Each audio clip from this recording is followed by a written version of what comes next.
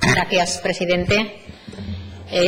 Son muchas y somos muchas las instituciones que hace años ya empezaron a trabajar y empezaron a visibilizar el problema de la triple discriminación por ser mujer, en primer lugar, por ser mujer discapacitada en segundo y, en tercer lugar, por ser mujer discapacitada víctima de la violencia de género. El Parlamento Europeo ya en el 96 aprobó una resolución en la que mostraba la preocupación por el aumento de la violencia en mujeres discapacitadas.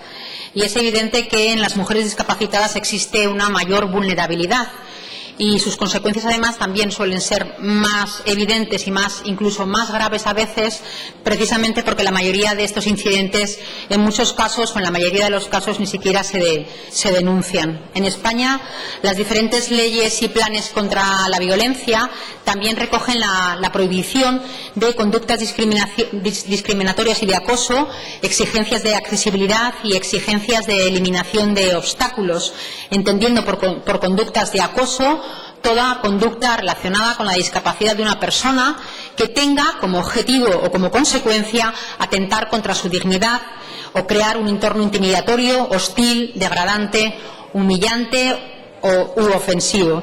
Según los datos que ofrece la Fundación CERMI Mujeres, un 10% de las mujeres asesinadas en nuestro país son discapacitadas y la propia Fundación de Mujeres CERMI reclama una respuesta institucional mucho más contundente que la que se está dando.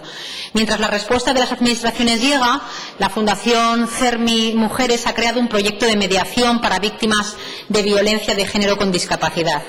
Dado que se trata de un importante grupo de población susceptible de ser violentadas, sería esperable encontrar denuncias cuyas víctimas sean mujeres en este colectivo.